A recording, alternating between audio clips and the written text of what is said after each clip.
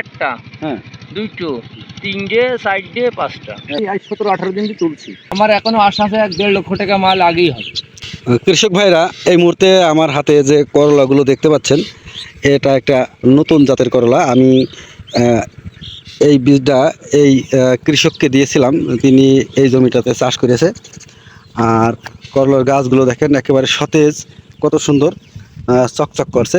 করলা এখন অবশ্য মাঝ পর্যায়ে চলে আসছে, তারপরেও দেখেন করলা গাছের ডোগাগুলো আর করলার যে সাইজ, এটা দেখলে আপনাদের আসলেই মাথা নষ্ট হয়ে যাবে। দেখেন এই যে করলা ধরে আছে, কি পরিমাণ করলা ধরেছে সেটা দেখেন। এই যে নিচ থেকে যদি দেখেন, ওই যে দেখা যাচ্ছে শুধু করলা আর করলা। তো আমাদের সামনে কৃষক আছে, কৃষকের সাথে আপনাদের একটু পরিচয় করিয়ে দিই। আসসালামু আলাইকুম। ওয়ালাইকুম আসসালাম। করলা গাছের কতদিন বয়স? করলার হলেও 50 দিন বয়স। 50 দিন করলার বয়স। লাগাইনো এই করলা কতদিন যাবত তোলা হচ্ছে? আমি এই 17-18 দিন তুলছি। দিনই মাথায় দিয়ে তুলিছি করলা। 32 দিন থেকে করলা উঠেছে।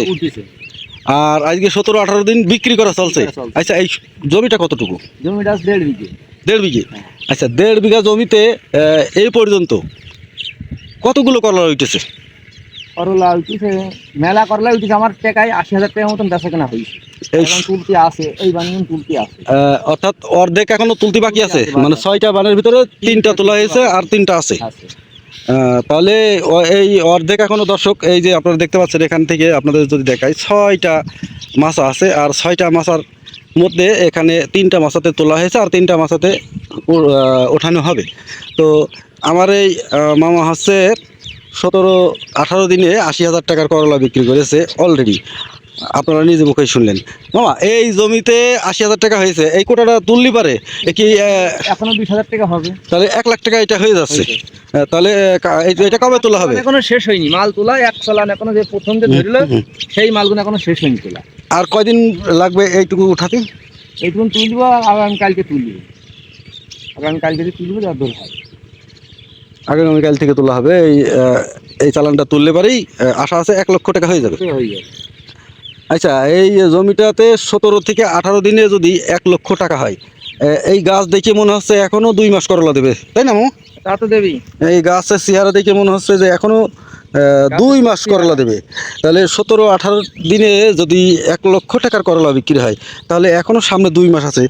এখন একটু বাজার কম, তাই না মামা? এখন বাজার কেমন? একটু কম, মাঝে বাজার ভালো ছিল, তারপরে আমি খুব একটা বাজার পাইনি।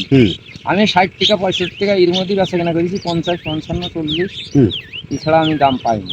আমার মালটা উঠা সত্যি বাজার একটু হ্যাঁ, মানে বাজার যেদিন থেকে মাল উঠছে সেদিন থেকেই বাজার নিম্নমুখী। প্রত্যেক দিন 10 টাকা 2-5 টাকার কমতেই আছে। তো এই 10 টাকা 5 টাকা করে কমতে কমতে এখন বর্তমান করলার দাম এসেছে 40 টাকা, তাই না? এই 40 টাকা বাজার পর্যন্ত এসেও এই কৃষক এই জমি থেকে 1 লক্ষ টাকার করলা বিক্রি করে ফেলেছে।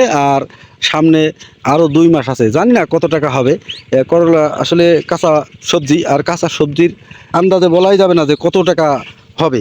তো আমি কৃষকের কাছ থেকে শুনবো যে আসলে তিনি এই জমি থেকে কত টাকা আশা করছে। আচ্ছা মামা, এই জমি থেকে সামনে এখনো হয়তো 2 মাস হবে, তো কত টাকা আশা আছে যে এখান থেকে পাওয়া যাবে? আমার এখনো আশা আছে 1.5 লক্ষ টাকা মাল আগেই হবে। তাহলে এখনো 1.5 লক্ষ টাকা হবে।